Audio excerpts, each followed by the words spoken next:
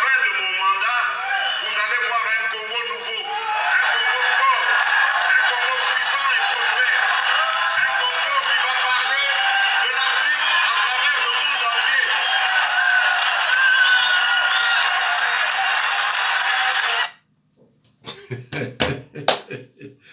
Ah, bande kunanga ba mususu tango balobaka bayebaka te nazoloba nini et puis nazoloba na banani.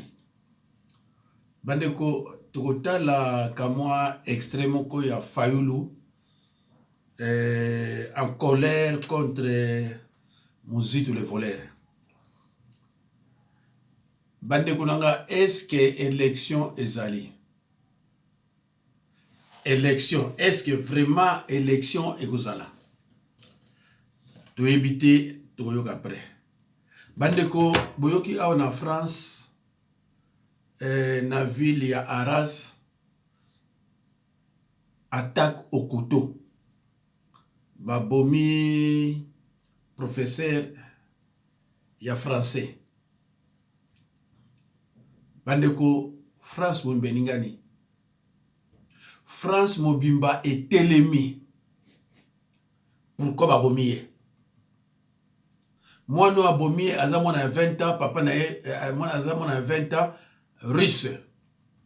Papa na ba refulaye, atikala na maman na ye, ndekode musu na prison, ndekode musu na ndako. Mais bande kunanga na minute la zolo baboye, non ça la vidéo, ministre de l'Intérieur Aleki, il faut à se justifier ou bien il faut à parler. Na liwa ya professeur wana. Donc, ebandi na Macron, alobi, liwana ye, premier ministre Aleki, ministre intérieur Aleki, pona liwa ya mutumoko. Tokomona kalate procureur de la République à Koleka. Bandeko. Bandeko. Est-ce que vous avez mboka ndenge ezalaka? Nazana mwana moko mwasi babomi na su na mbinza kuna. Bato mbinza kutu musu bayibla wote. Batu ya mbinza mususu bazala ba okurate. Pourquoi baza okurate? Parce que médias, télévision, ezana boka baki, ezana boka ba congolais.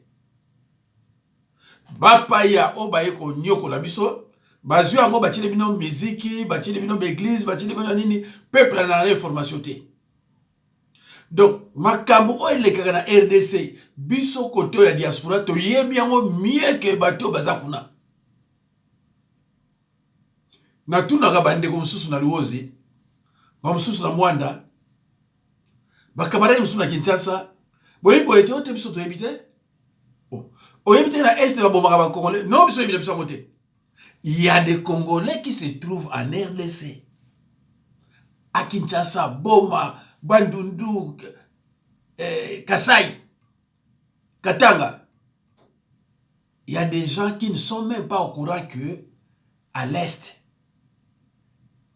les femmes sont violées et à l'Est, on tue les Congolais comme des cafards.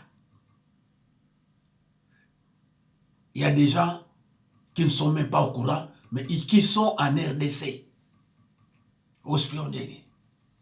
Donc, ndabo abatbaso yeba lelo pona biso na réseaux sociaux. Soka pona pays, rien. Bon, on a tué beaucoup de familles, baso bina na bango, kuna ba bomi, kuna ba selbo rien. Et puis ba bomi moi na mwasi. Na mboka na biso. Ministre ya nini? Y'intérieur auleka na été procureur. Il y a des départements on a koleka na été bako zoyer peut bako boakaye. Mais omboka banani. Omboka banani. Ya on a ndeko mo akomelinga ya ba ko lata toge sako kota université. Ezana onga de robe de nuit. Na ina mo amene pa na hotel. Donc mutalati toge ko président de la République. À quelle université? Pareil, il a mutalati robe de nuit. Yamona boyoka ki Etienne Tshisekedi docteur sans thèse. Moi, naye licencié sa université. Tala, tala sorte de arnaque. Tata, docteur en droit sans thèse. Moi, na licencié sans université.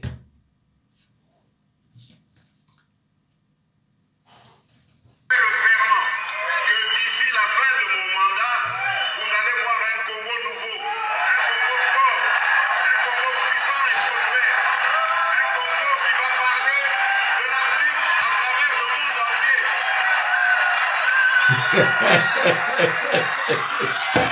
Ah, conséquent.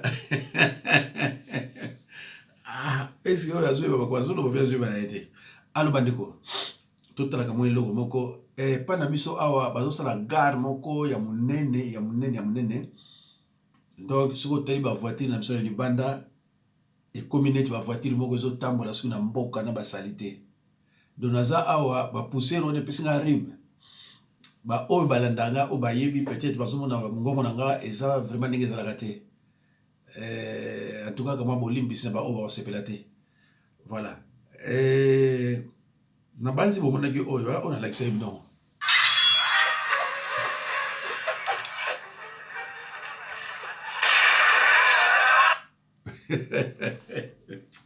Ah, ça me la bon, tout ça na moi mindondo ya koyoka langage moko monsieur Fayulu azo tenir contre Muzitu, l'ancien premier ministre voleur. Bango bali bato bandundu, mais moko abala muluba, moko abala camerounaise. Alo bandeko, tokoyoka yango, tokoyoka soki ton ya monsieur Fayulu contre Muzitu, ce que vous avez tu as dit que Fayulu a travaillé jamais na PPRD, mais tu as dit que Oyo Muzitu abane ko yiba nzela moko na Kabila. Tu as dit premier ministre. Nous détenons des preuves. Voilà. En tout cas, ça sonité yo Muzitu oyo ko pesa so candidature. Ozaki premier ministre ata eloko moko ya pamba. Oyo kolo bana peuple congolais kenga na sala oyo ezate kaka kimoyibi na zana video moko ya conseiller na ye po conseiller wana alikaka pepa na nga pona mabondeli pona losambo azo reconnaître telelo que Muzitu ayi moyibi soki azo reconnaître yango mais alingi te baloba yango mais bandeko nanga finalement peuple oyo bakosaka neti kan Muzitu eyebali koza moyibi olingi okoma président po oyiba so ndenge nini do bakamere boza ebele Muzitu oza moyibi Muzitu oza moyibi eza te ke bazokosuna makambo ke oza moyibi te ke oza moyibi mais olingi okoma président depuis posani na sondage nanga a oza soki na 0,2% ya bato bakovote yo ozokono tia koambrouiller bato pour rien oyebi yango bien ke koleka te parce que bafavori oyo bakobima premier bazaka misato baza Martin Fayulu Mukwebe na Katumbi bango misato wana Chilombo aza même éliminé na kosi wana donc o bakobima isa bango wana mais bango wana mutu élection soki kozala mais bakozala ba président te parce que il faut Kabila mutu apona nani mutu la président parce que pouvoir na minute oyo ezala pa Kabila ezala pa Chitombo te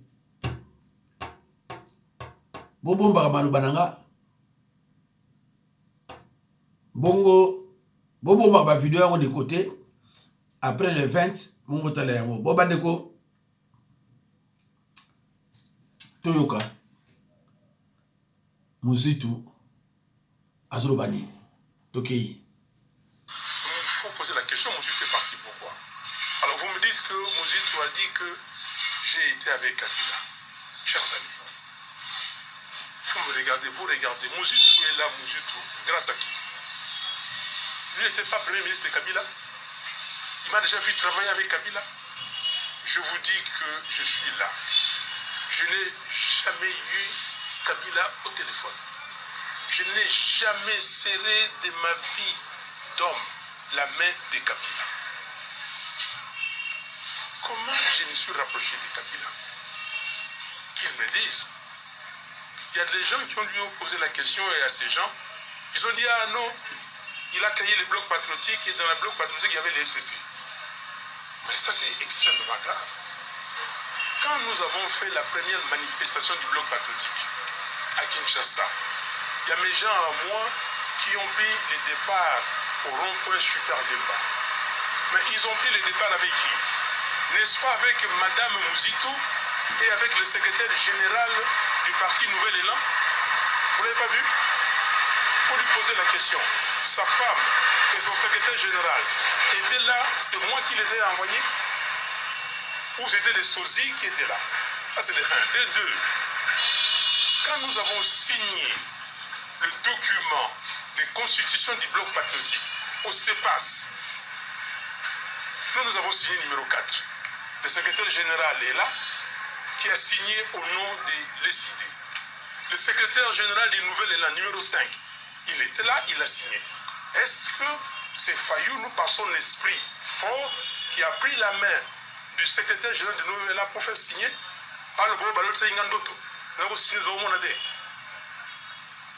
Qui n'a pas vu, il a signé parce qu'il y a un esprit fort qui est venu lui faire signer ça.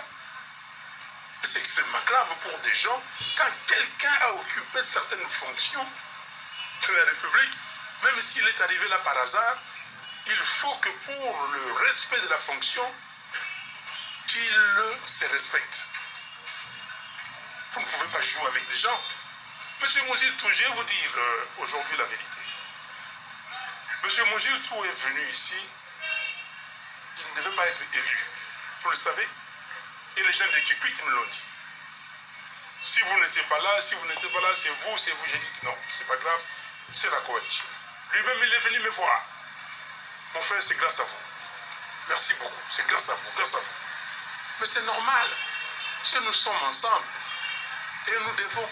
Les gens m'ont parlé de tous les coins, de tous les côtés. Comment vous acceptez ce monsieur? Comment vous acceptez ça? Vous savez ce qu'il a fait. Vous savez, et vous le savez. J'ai dit, mais écoutez, c'est la coalition, la Mouka, c'était tout le monde. Moi, je n'ai imposé personne. Quand Mouzoutou est venu pour entrer dans les groupes, on l'a fait attendre. Pour prendre la décision qui rentre dans notre groupe, on l'a fait attendre, on a débattu, on l'a accepté. Et maintenant, il va commencer à dire des bêtises. C'est extrêmement grave. Mais Mouzoutou, qu'est-ce qu'il a dit? Que moi, je ne vais partager Fayoulou avec personne. Bon, est-ce que lui, c'est une femme et il ne veut pas me partager avec une autre femme? Ça veut dire quoi? Ça veut dire quoi? Moi, je ne suis pas un polygame. Je ne suis pas un polygame. Moi, je suis un politique et la politique s'est faite avec des gens. Mouzoutou s'est fâché parce que j'ai reçu ma tata dans mon bureau. J'ai reçu ma tata est venue me voir. Quand quelqu'un vient te voir, tu vas refuser? Alors moi je le reçois, il me dit que, cher frère, moi j'ai créé un parti qui s'appelle LGD. Et ce parti, je le situe dans l'opposition. Et donc, je vais vous rejoindre dans l'opposition. J'ai dit, ah, moi je suis dans une coalition qui s'appelle la Mouka. Et dans cette coalition, je suis avec Adolphe Mouzoutou, que tu connais bien. Il dit, oui, c'est mon premier ministre, je vais l'appeler. J'ai dit, appelle-le. Actuellement, c'est lui qui assure la coordination tournante de la Mouka. Donc tu l'appelles pour nous rejoindre. Le pauvre, au sorti de là, il a appelé Mouzoutou. Et Mouzoutou dit, oui, je vais te rappeler pour te donner rendez-vous. Et Et après, le lendemain, Mouzoutou passe sur une de... Bandeko, ndambo wana boyoki na base de comprendre. Les dirigeants de Lamuka il y a eu hésitation pour maintenir la candidature de M. Mouzitou. Mais pourquoi cette hésitation? Parce qu'ils savaient que Mouzitou, lorsqu'il était Premier ministre, il était un simple voleur. Un ministre voleur. Voilà pourquoi, pour la candidature naïe, Fayoulou et les autres hésitaient. Parce qu'a priori, aux oppositions, celui qui était Premier ministre voleur, vous ne pouvez pas accepter sa candidature au sein de l'AMUCA. Ah non! Parce qu'il a détruit le pays. Il a rendu un mauvais service au peuple. Et pourquoi ce sont hésité après Bozouye? Ah mais non. Et maintenant, il y a un autre voleur qui s'appelle Matata Poyo. Azouar Soukota, en opposition. Au leki si pas il y a le voleur Mouzitou, il a été accepté. Mais finalement, ça c'est quelle sorte d'opposition? L'opposition va dire que mi yibité ou bato za ba premier ministre ba ye bozo bango ba kota d'opposition. Non. Mouzitou Matata Poyo ba ye pour l'opposition té. Bandeko.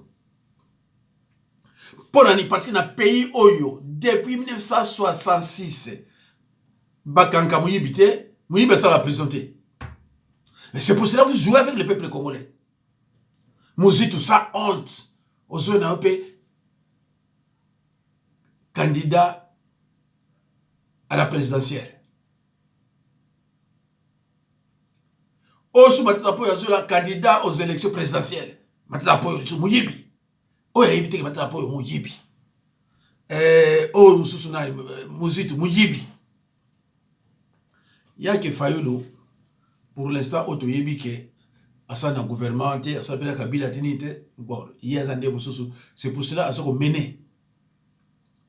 Mais ba Mouyibi n'est pas Mouzitou. À Bruxelles, ayako na ndeko mwana ngako beta azo banga. Abi mais outi kuna premier ministre. Elo ni osali. Elo ko ni osali yo. Est-ce que boyebi monta Mouzitou bana ko par semaine? Soko yazu monta wana Kabila azu combien? Est-ce que boyebi on? Namoni conseiller oya likapa nanga awa. Conseiller ya Mouzitou. Tosolola na ye makabwaki Muyibi oyo ya Mouzitou. Lelo oyo azoleka na plateau po alingi te baloba ki Muyibi ya président na ya parti. Mais to vivre ndeni. To vivre ndeni. Et bolobika baluba baza tribaliste. Mouzitou porte-parole na ye azekole. Kaba tribaliste. Bokende na l'élection soki kozala. Mais boyo ganga. Mouzitou na Matata Poyo boko tikalaka jamais kozwa même 20%. Na lobele bino taki musala nzambe. Ministre de Dieu. Boko tikalaka kozwa même pas 15% na kiti ya osusu. Matata Poyo 15% tika kozwa vote. Mouzitou 15% kozwa vote. Et ce qui na leki na chaîne nanga, il faut toujours rappeler la kabatu que Mouzitou fit un voleur terrible. Ainsi que l'autre là qui Matata Poyo. C'est triste quand même. Ozaki premier ministre, Bambilas Boni, Bosomba pour Namboka. Ozaki premier ministre, Bosaki pas premier ministre, Bosombi, Bosaki Bopito Boni. Ozaki premier ministre, bateau ya pêche Boni. bambisi ezokufa na Tanganyika kuna na Kalemi bato apeshe la kate autoroute nini bose na ba Congo na Luozi bac province où elle est à Kinshasa province première province elle est à Kinshasa Congo central après Bandundu mais na Congo central pour que nous soyons locaux après Luozi il faut quatre sa fleuve mais bac moka kesala kuna o mobutu tobolaka atina ba tobolango bato bakufaka e kotika la moko epola ya mona uta suko bo bato oyo bakosoma su monter à kala ezo foutre pe ka merde alors siko yo matata poyo na mozitu bozo ya po bolo bani tala buti ko saka na bato boy buti ko saka na bato so sele ka mo eloko malamu loba toyoka oyo muzitu muyibe so tonga bande ko belebele so ko ya ko po servir nani matata po yeso ko tonga bande ko po servir ba nani ba société botonga kate busaka loni ko apesa tout passe l'air nyos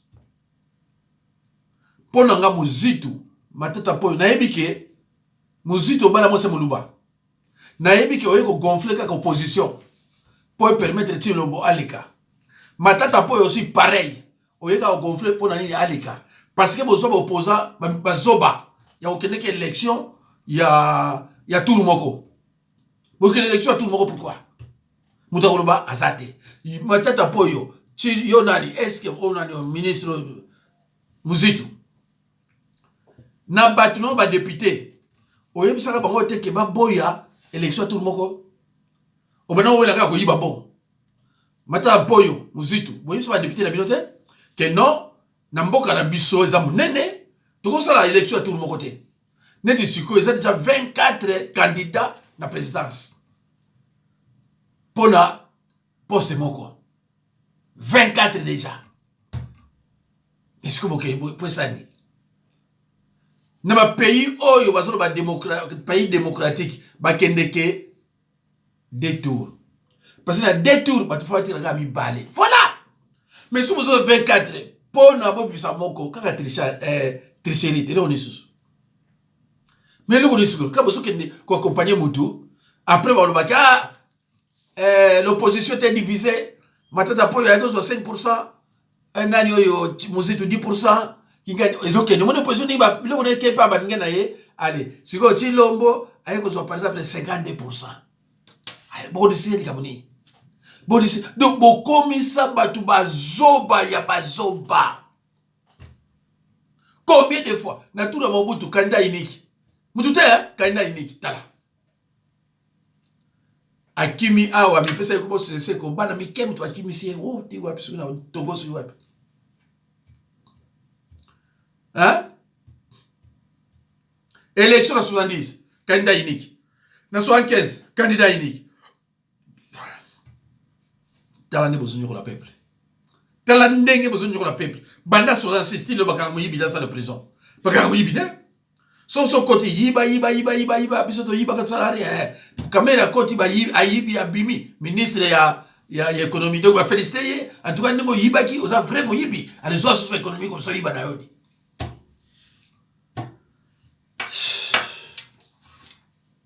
Ouais. Nata la conseiller ya Muzitu pour dans un aye awa petit wa yebinga bien alo bandi ko lobaki ba ute ko bomba mwana mwasi na Kinshasa na Mbinza mais ba to ba na Mbinza ko yibila ba ute tala ndenge peuple aza de considérer ba zuka la valeur te na la sabino na peut so YouTube a ko longola yango ou bien ko sanctionner na yebite parce que balingati na l'exemple ko ya solo pour na bilo so moni yango oza congolais. Nzamba batela kaka. Bon, totana. Bandeko. Tozana na Mbinza na komina Ngalema. Na ante hôpital la Comédie, route de Matadi ante hôpital Comédie, en face de l'école Béré. Tokuti na tongo na balabala mwana mwasi ko na lali awa. Donc éviter accident salami na kutu. Batutie ba ko boka nzoto awa. Donc oyo so mwana mwasi oyo. Ouais, mi famille na elibo tere ba ndeko na ebote longi obi awa e mwana mwasi oyo to partager image to panza image to suma libota ba découvrir topartage tosunga famille oyo bamona nzotandeko tokuti yango kitutandeko na mwana avenir aza kokufa. Donc voilà tosunga libota oyo topanza image oyo.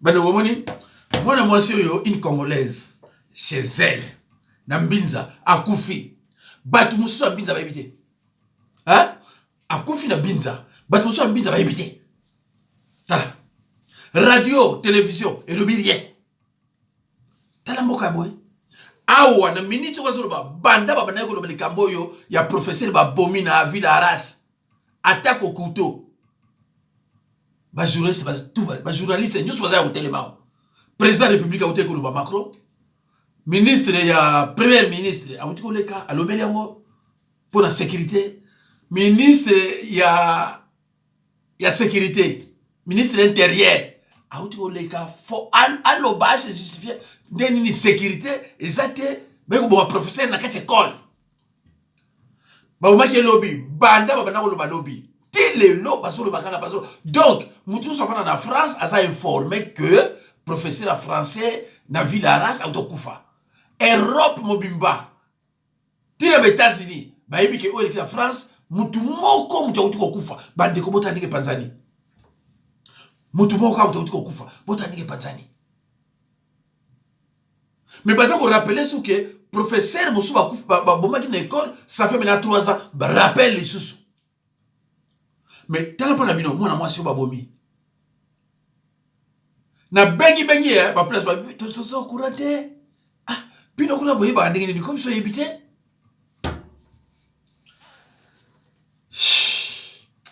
baneko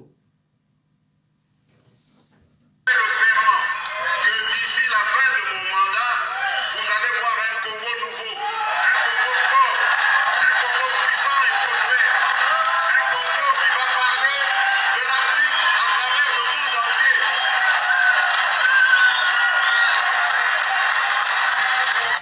entier. Bandeko na éviter ce qui diamba bangi eza permis na moto tout na kini parce que bilo mosusu bilo moto mozo ka yango biso bandimi ba foi bandiko kita makasi ya kosakana te pona makaba RDC omona moto mosusu boye ozote ya liloba mezawana te azota na famille ba divorce baliwa banini bandeko za l'accepter le komoko mbango na ebité sur la mona yango eza pasi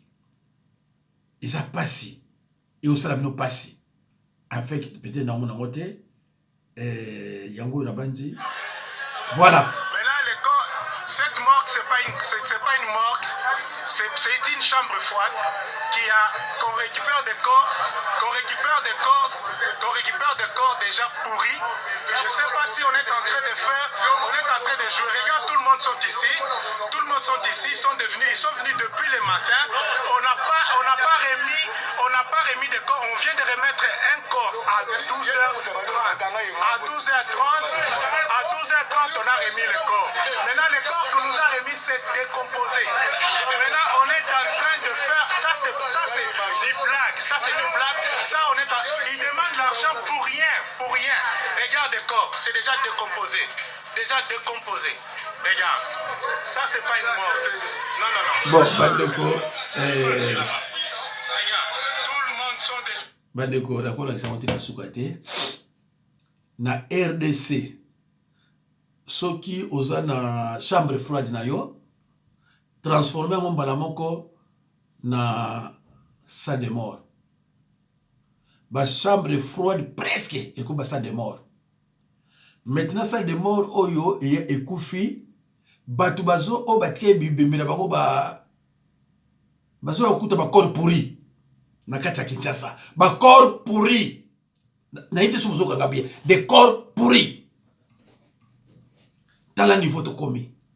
Telema batu bazo okufa na ndenge moko au moins les sous le 1000, le bikuna 2000, le bikuna 500, le bikuna 800 mais wana Kinshasa c'est impossible batu bakufa 100 na jour non 100 nikimuke. Bon, ce qui se compte de nombre on nyos na RDC mobimba. Na kimpese ba uto bon batu avant-hier. Kimpese so beaucoup 20h. kare le gasusté parce que bato ba criminel bazakuna bazana minduki ba police bazokima bande ko tala niveau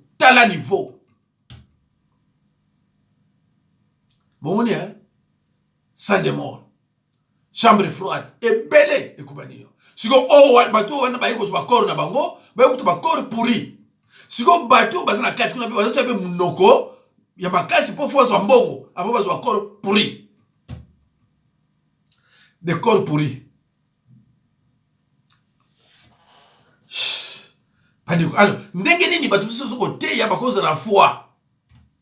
Passe le qui alors ba pasi ezo longo kokimi sa même ba foi ya bandimi ba komi kaka ndengwana.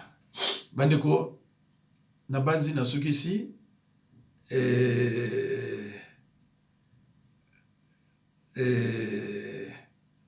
na yebite so na chila bino nini bon total kasi oyo total ta oyo